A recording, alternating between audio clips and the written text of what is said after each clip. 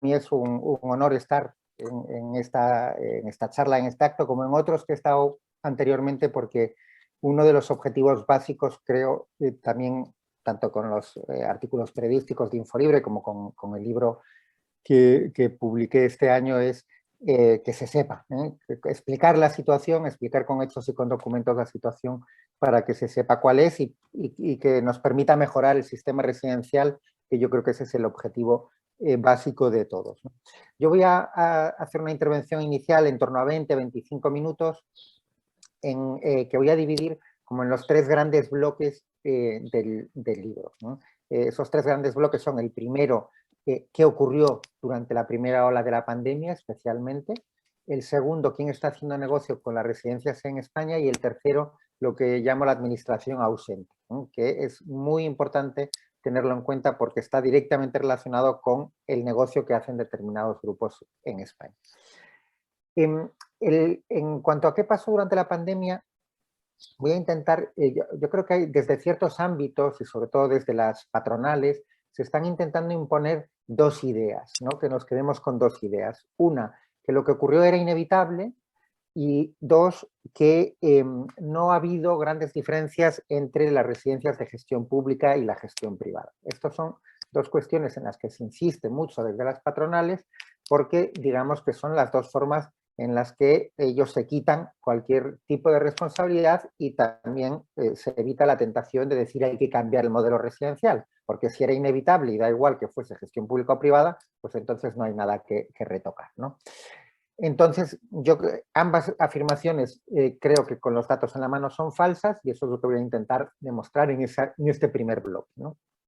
Bien, era inevitable.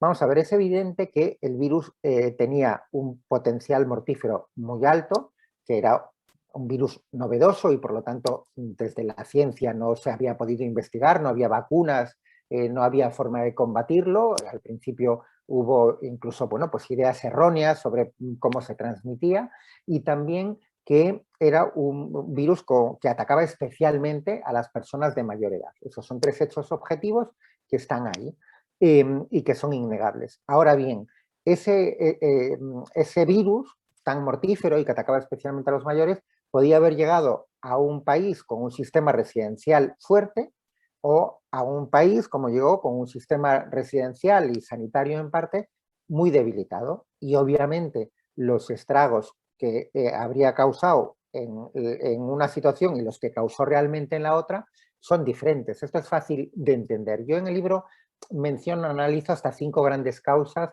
que explican lo que ocurrió en las residencias, sobre todo en la primera ola de la pandemia. Lo que ocurrió, por recordarlo muy brevemente, pero que además es de justicia: más de 20.000 fallecidos, especialmente en Madrid y Cataluña y las dos Castillas, sin recibir muchos de ellos asistencia sanitaria a la que tenían lógicamente derecho. Personas que no fallecieron y que terminaron siendo trasladados a los hospitales, llegaron muchos deshidratados, desnutridos, llagados, o sea, en una situación absolutamente inaceptable. E incluso los que no tuvieron el virus, en muchas residencias estuvieron encerrados durante 4 o 5 semanas en sus habitaciones, porque como no había forma de saber quiénes estaban contagiados y quiénes no, en muchos centros se optó por encerrarlos en sus habitaciones como vía para no transmitir, que no se transmitiese el virus. Bueno, todo esto, desde lo más grave, obviamente el fallecimiento sin asistencia médica, a las otras situaciones, son completamente inaceptables en un Estado de Derecho, ¿no? Eso es lo que ocurre. Bien, 5 grandes causas de por qué ocurrió eso. 5 factores. Un primer factor: causas, déficits estructurales previos a la pandemia. El ejemplo más evidente en casi toda España es la atención primaria, que vive de espaldas a las residencias. No son dos sistemas que estén coordinados como deberían, sino que digamos que cuando un mayor va a vivir a una residencia, parece que la atención primaria se desentiende de él y ya se encargarán en la residencia del tema sanitario. Eso no es así, porque nuestras residencias ni son ni deben ser hospitales, obviamente, deben ser un hogar ampliado. Bueno, primera gran causa: esos déficits estructurales previos a la pandemia, que ya estaban ahí. Segundo, déficits que se detectan cuando llega la pandemia, cuando entra el virus en un centro. No había EPIs, no había test, por ejemplo, los más obvios. No había EPIs, responsabilidad de las empresas, que por ley son las que tienen que tener ese tipo de equipamiento. No había test, responsabilidad básicamente de las administraciones que tenían que haberlo suministrado. Tercera gran causa, responsabilidades políticas. Los ejemplos más obvios son los protocolos que se dictaron en la Comunidad de Madrid y, aunque menos duro en los términos, con unos efectos parecidos en los resultados en Cataluña. Protocolos que impedían el traslado a los hospitales a las personas que tuviesen un alto grado de dependencia o de deterioro cognitivo. Esto es una violación flagrante de los derechos humanos. Así lo denunció también, por ejemplo, Amnistía Internacional en un detallado informe que hizo sobre Madrid y Cataluña. Cuarto factor, responsabilidades de las empresas. Yo siempre insisto en que no todas las empresas son iguales, que no se puede generalizar, esto es básico para ser riguroso en nuestros análisis. En España hay más de 5.200 residencias, hay desde residencias con más de 500 plazas a pequeñas residencias que no llegan a 25 o 30 plazas. Algunas controladas por grandes grupos, otras que son una actividad familiar, que a lo mejor es la segunda generación que está en esa residencia. No se puede comparar, la situación obviamente fueron muy diferentes, son muy diferentes, pero sí que hay determinados patrones, sobre todo en esas grandes residencias. Ejemplo de responsabilidad empresarial, la falta de personal. Las empresas llegaron súper ajustadas de personal, básicamente por cuestiones económicas, con unas ratios bajísimas.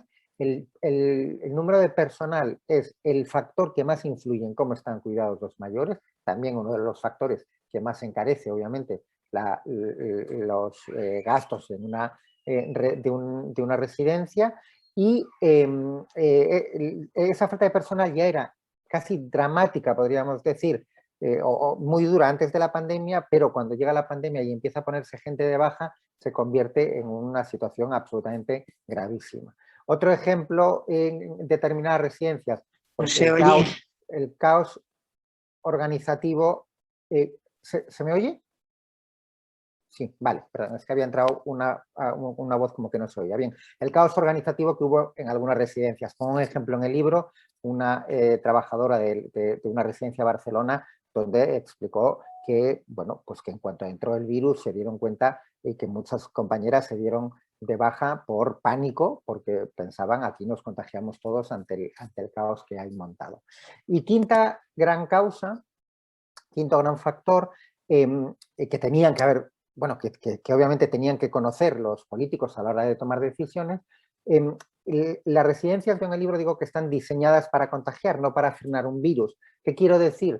Que todos los elementos básicos de una residencia son elementos que contribuyen cuando entra un virus a su expansión, no a su freno. Por ejemplo, los residentes cada vez más tienen un perfil, son personas muy mayores con un perfil de mayor dependencia. Muchas veces hay que cambiarles el pañal, hay que alimentarles, son cosas que no, actividades que no se pueden hacer a 1,5 metros de distancia.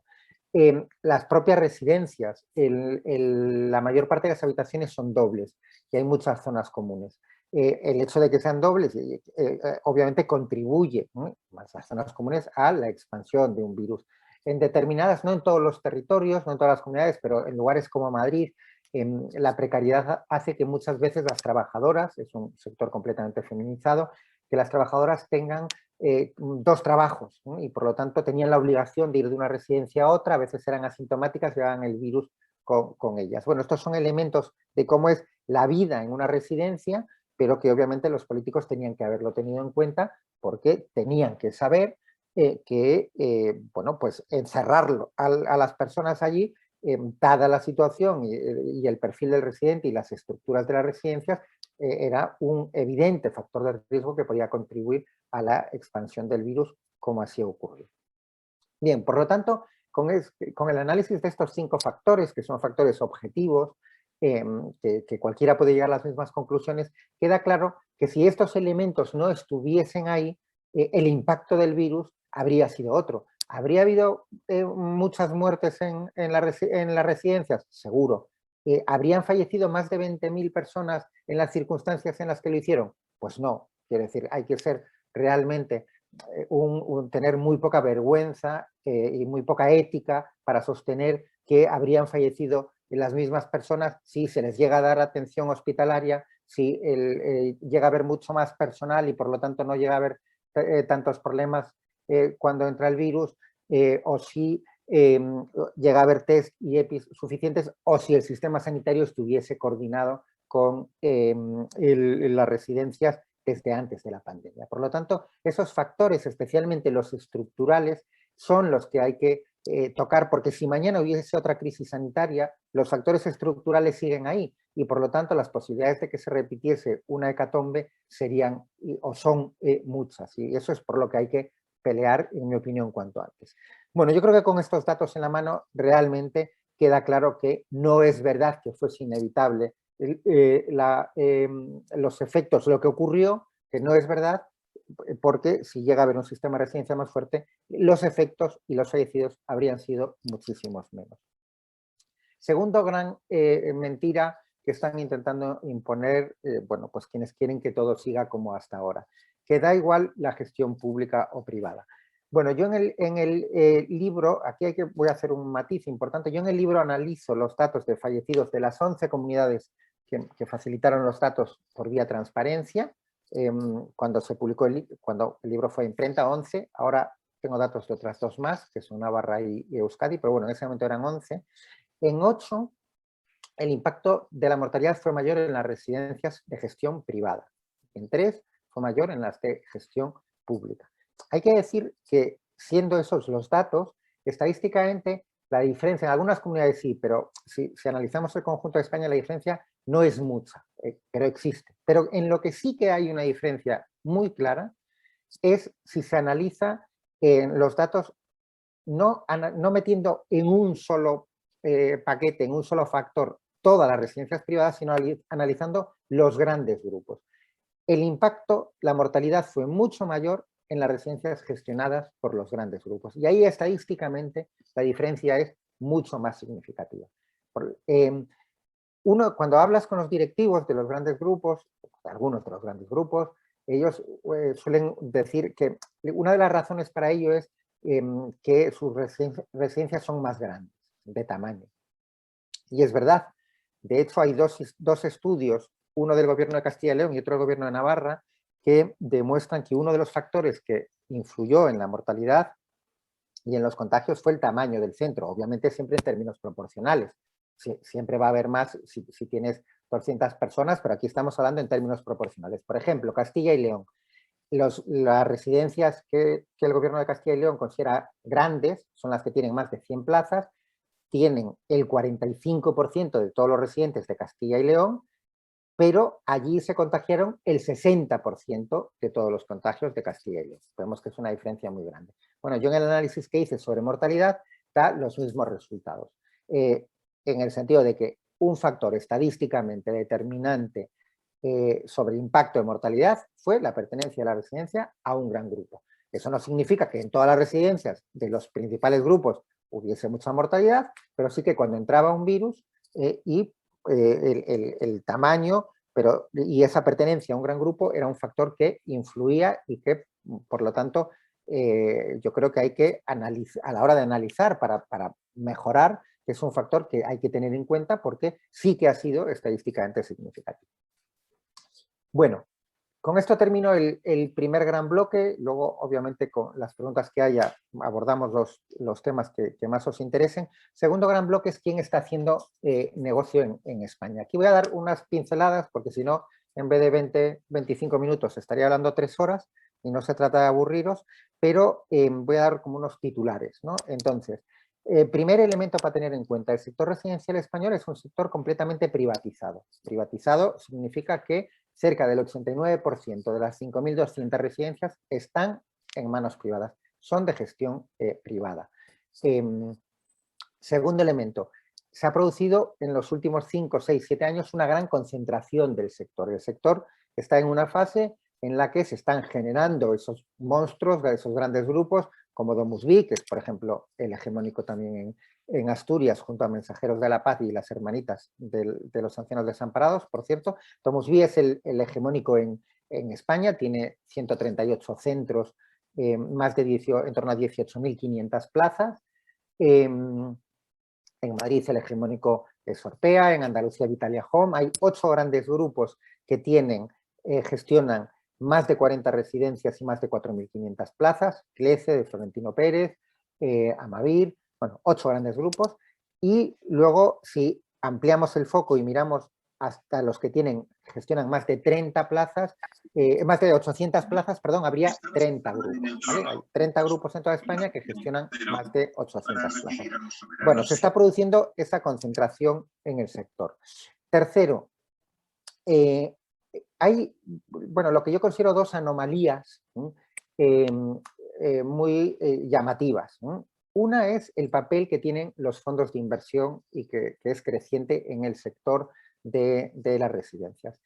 3 de esos grandes grupos, entre ellos DomusVi, Colisée y Vitalia Home, están en manos de unos fondos que se llaman fondos de capital privado, que se caracterizan porque realizan inversiones temporales. Cuando compran una empresa, tienen ya un horizonte de salida, que no suele ser más allá de 5 años, para desinvertir y, por lo tanto, para dar el mayor pelotazo posible. Tienen esos 5 años para ganar músculo, para que la empresa sea más presentable en el mercado, siempre en sus términos, y obtener la máxima ganancia posible. Además, este tipo de fondos compran las empresas con operaciones de deuda muy grandes, ¿no? Operaciones de endeudamiento muy grandes. Para que nos hagamos una idea de qué significa muy grande, la compra, por ejemplo, de DomusVi, por el fondo que lo controla ahora, tuvo una operación de endeudamiento de más de 700 millones de euros. ¿Vale? Bien, entonces, para ellos es fundamental ir repagando la deuda con la máxima celeridad posible, y eso, por lo tanto, significa exprimir el negocio en el que están lo máximo posible. Pero exprimir un negocio, cuando hablamos de residencias, pues hay pocas formas de hacerlo, porque o recortas en personal y, por lo tanto, estás recortando en la calidad de vida de los mayores, o recortas en alimentación, o recortas en el mantenimiento del centro, y estos 2 últimos ya tienen mucho menos peso que el personal en los presupuestos de una residencia. En una residencia el 65% de los gastos deberían ser personal. Entonces, si recortas en alguno de estos factores, estás personal, alimentación, estás recortando en la calidad de vida de las personas que viven allí. No estás recortando en si la estantería de un supermercado es más sólida o menos sólida. Estás recortando en calidad de vida de las personas. Bueno, eso, los fondos de inversión, una primera anomalía que se completa con el hecho de que crean estructuras fiscales complicadas para nosotros, que no sabemos crearlas, pero complicadas en cuanto a que muchas veces pasan por 3, 4 países diferentes, casi siempre pasan por Luxemburgo y casi siempre terminan en Jersey o un paraíso fiscal similar. Objetivo, pagar los mínimos impuestos y que cuando se produce la venta, los dividendos que obtienen, las plusvalías, tampoco estén grabadas. Con el agravante de que no sabemos, porque Jersey, por ejemplo, no se sabe quiénes son, quiénes han metido el dinero, quiénes han invertido allí, con lo cual no sabemos realmente quién está haciendo negocio, porque el fondo es solo un intermediario. Los directivos también se llevan un dineral, pero es un intermediario. Hay unos inversores que ponen el dinero que no sabemos quiénes son, ¿vale?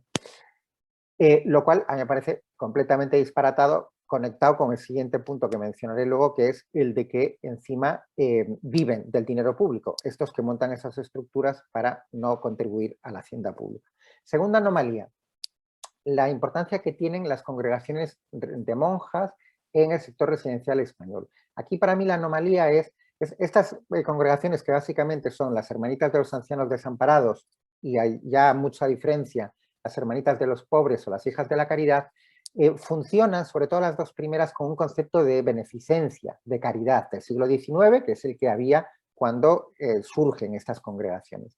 Bueno, esto en mi opinión es inaceptable, pero no es inaceptable no por las monjas, que bueno, en la medida en que contribuyan o hagan una labor social, pues bienvenida sea, donde así se produzca, sino porque la administración no puede permitir que haya como una red de segunda que funciona con el concepto de beneficencia. Estamos en un Estado social y democrático de derecho, y si es un Estado social, eso significa que la administración tiene la responsabilidad de garantizar que todos los mayores reciben la misma prestación. Y que no ocurre lo que ocurrió, por ejemplo, cuando se decretó el estado de alarma, que, pongo el ejemplo de Pamplona, pero ocurrió en Jaén, en Ronda, hubo en centros de las Hermanitas de los Pobres que llamamientos públicos porque para que les ayudasen, porque la comida la recibían de un supermercado que se lo daba, pues comida que está a punto de caducar, y luego monjas salían 2 veces a la semana por Pamplona a pedir limosna para tener recursos para el centro. Claro,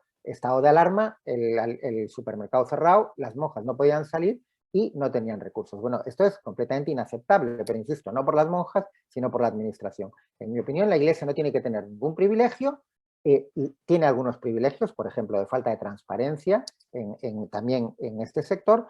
Si quiere operar, que opere, pero con las mismas condiciones que los demás. Tampoco tiene que tener ningún perjuicio. Por eso yo cuando hablo de anomalía, insisto en este caso, que el responsable de que esa anomalía exista es de la administración. Un último punto, o 2 últimos puntos importantes sobre el negocio. En España, como comenté, están privatizadas el 89% de los centros, en torno al 87% de las plazas, hay 375.000 plazas. Pero buena parte de esa privatización son residencias de titularidad pública que se gestionan privadamente, o sea, que se han privatizado. El dueño de la residencia sigue siendo la comunidad autónoma de turno, pero quien lo gestiona es una empresa privada. La comunidad autónoma o los ayuntamientos. Hay comunidades donde hay muchas residencias de titularidad municipal que están privatizadas. En toda España son 754. ¿Vale? Estamos hablando, por lo tanto, de una cantidad enorme de residencias de titularidad pública que están privatizadas. Esa es una de las vías por las que el dinero público termina en manos privadas. La otra vía es la concertación de plazas, eso que conocemos como residencias concertadas, que lo que significa es que la administración dice, necesito 50 plazas para poder enviar allí a personas que, por la ley de dependencia, tengan derecho a recibir la prestación residencial. Bueno, pues una residencia privada le oferta esas 50 plazas, pagan un precio por día y plaza y la administración envía luego a las personas que consideren. Que consideren, no, que tengan ese derecho. Esa es, pues eso, la vía de la concertación de plazas. El resto de las plazas las comercializa, las vende en sus términos de negocio de forma privada la empresa responsable. Bien, pues por estas 2 vías básicamente, para que tengamos más cifras en la cabeza, pero que nos indican la importancia del negocio, en el año 2019, últimos con datos cerrados, 2.000 millones de euros de dinero público terminó en manos privadas. 2.000 millones de euros, datos del conjunto del Estado. ¿Vale? Básicamente por esas 2 vías. Hay una tercera realmente mucho más pequeña en cuanto al impacto, que es lo que se conoce como cheque residencia. Pero bueno, no me voy a desviar ahora sobre el tema cheque residencia, por lo menos en esta intervención inicial. Tercer gran bloque. Hemos visto qué ocurrió durante la pandemia. Segundo gran bloque, quién está haciendo negocio y algunos de los datos más relevantes. Tercer gran bloque, la administración ausente. La administración podría tener 2 funciones. Una, prestar el servicio, pero como hemos visto no lo hace porque obviamente si tú tienes un sector donde el 89% está privatizado, pues la administración ha renunciado a prestar ese servicio en general, ha renunciado porque dice que pues, por causas económicas. No vamos a entrar ahora en eso. Pero hay una segunda actividad, una segunda función de la administración a la que no puede renunciar, que es controlar que el servicio que se presta es el correcto. Y esto falla estrepitosamente en España y es bueno, pues un elemento central y donde yo creo que como ciudadanos tenemos que poner la presión. Para controlar que el servicio que se presta es el correcto hay 3 vías, básicamente. Primera vía, la normativa, que haya normativas exigentes. Por ejemplo, unas ratios de personal que sean las adecuadas a las necesidades para atender al número de personas que hay en una residencia. La mayor parte de las normativas son normativas que se aprobaron hace 15 o 20 años, tienen unas ratios de personal que son absolutamente escasas para atender bien a las personas mayores y por lo tanto habría que reformar todas esas ratios y otros elementos cuanto antes. Lo que habría que hacer es tener una ley de residencias. Hay movimientos como Marea de Residencias que defienden una ley estatal, son competencias autonómicas, hay otras asociaciones que pelean por los derechos de los mayores, que consideran que son mejor, que sería mejor, más práctico, que hay más posibilidades de que salgan adelante leyes de residencias autonómicas, yo creo que es fundamental o uno o lo otro, pero que se haga cuanto antes. Para cambiar, he puesto el ejemplo de las ratios de personal, pero hay muchísimas otras cuestiones que cambiar, obviamente. Por lo tanto, primer elemento para controlar que el servicio es correcto, normativa. Segundo, las inspecciones. En España no hay inspecciones dignas de tal nombre. No lo hay por el modelo, que es un modelo que es completamente inadecuado, que se fija en los procedimientos y no en los resultados. Se fija si está desgastada una toalla o si hay 3 menús, como pone que tiene que haber ese día, pero no se fija en si el mayor está todo el día delante de una tele sin que nadie le dirija la palabra en todo el día o no. Entonces, el modelo ya es inadecuado, pero sobre todo no hay inspectores. En toda España hay poco más de 200 inspectores para 5.200 residencias. En Asturias, 6 inspectores. La ratio de Asturias, 2.469 plazas por inspector, por cierto, es una de las peores de toda España, solo por detrás de Extremadura y Galicia. Bueno, no hay inspectores. Con poco más de 200 inspectores no se pueden inspeccionar 5.200 centros de forma seria. Esto no merece la pena perder ni un minuto más. Hay que perder mucho en ver cómo se soluciona ese tema, pero no en el hecho objetivo. Tercera vía para controlar que el servicio es el correcto, las sanciones a quienes incumplan. Insisto, en la mayoría no incumplen, como la mayoría de los conductores no se saltan las normas de tráfico, pero hay algunos que sí incumplen porque anteponen el lucro a otras cuestiones, incumplen la normativa, no tienen el personal necesario o se producen capítulos de maltrato o de no cuidado adecuado a las personas que viven en la residencia. Bueno, habría que imponerles unas sanciones adecuadas y que sean disuasorias. En España existe un régimen sancionador disparatado. ¿Qué significa disparatado? Que hay unas multas aparentemente altísimas y de hecho uno puede escuchar a algún representante de la patronal decir que hay multas de hasta 1 millón de euros, cosa que es verdad, porque en la ley de dependencia hablan de 1 millón de euros y en las leyes de servicios sociales de las comunidades autónomas que rigen esta materia, en muchas de hasta 600.000 euros, pero esas sanciones no se imponen nunca. No se imponen nunca, ¿qué significa? Yo en el libro analizo desde el 2014 al 2019 sanciones firmes, ¿vale? Para que no haya posibilidad de recurso y por lo tanto para que el análisis sea, digamos que más fiel y correcto. En esos 6 años en toda España se impusieron 10 multas de más de 100.000 euros. Únicamente 10 multas. La que más son 300 y pico mil euros, pero, y aquí viene el dato especialmente llamativo, ni una a una de las residencias de los grandes grupos. Ninguna, en ningún lugar de España. En el 2020 se ha impuesto una en la Comunidad Valenciana a una residencia de Domus Vi, como todavía no es firme, y yo el análisis lo hago solo con sanciones firmes, no la he tenido en cuenta. Pero del 2014 al 2019, ni una. ¿Vale? Por lo tanto, existe un régimen sancionador en el que ocurren cosas como en Murcia, donde una residente que era dependiente, que sale del centro, por lo tanto que no está vigilado, que tiene una caída y esa caída tiene tal gravedad que exige el ingreso hospitalario y se sanciona con 6.000 euros. ¿Vale? Bueno, esto es completamente indigno e inaceptable, ¿no? Por lo tanto, tenemos que los 3 elementos claves de la administración para, ya que no presta el servicio, controlar que el servicio que se presta es el correcto, fallan, ¿vale? Y eso está íntimamente relacionado porque, obviamente, si estos 3 elementos funcionasen correctamente, esos grandes grupos que vienen aquí a dar el pelotazo y a enriquecerse con el cuidado de los mayores, probablemente no vendrían.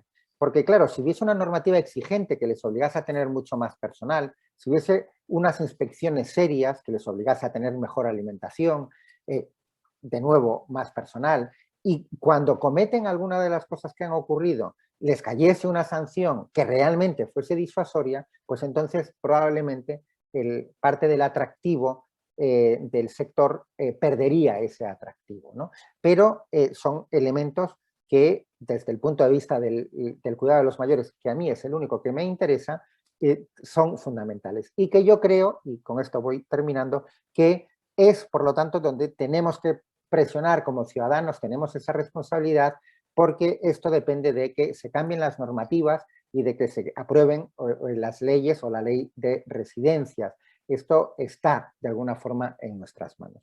Bueno, yo concluyo el libro con 33 propuestas que, digamos que el objetivo del libro, son todos estos 3 bloques con datos oficiales sacados en general a través del portal de transparencia, datos oficiales de las comunidades autónomas respectivas, que son las que tienen las competencias, y que, bueno, en ese sentido, digamos que pretendo que sean, no están sometidos a interpretación, son hechos. El último capítulo es un poco más personal en el sentido de que, bueno, pues hay 33 propuestas, pues algunas a lo mejor hay gente que no las comparte, pues una es que si te escondes como propietario en un paraíso fiscal que no pueda recibir adjudicaciones públicas. Bueno, pues habrá gente que considere que no tiene por qué ser así. Yo creo que también de las 33, la mayor parte son absolutamente defendibles por todos, más allá del color político, porque esto realmente no es o no debería ser una cuestión política. Pero sí quiero mencionar de un tema que no he mencionado, que es respecto a lo que ha ocurrido. Una de las propuestas es verdad, justicia y no repetición. No puede ser que lo que ha ocurrido se termine pasando página como si no hubiese pasado nada. Obviamente la memoria de las víctimas, pero también los familiares, les debemos que se investigue a fondo qué ha pasado y donde haya responsabilidades políticas, donde haya responsabilidades empresariales, sean penales, sean civiles, que se depuren. Es lo mínimo que una sociedad digna tiene que hacer ante lo que ha ocurrido.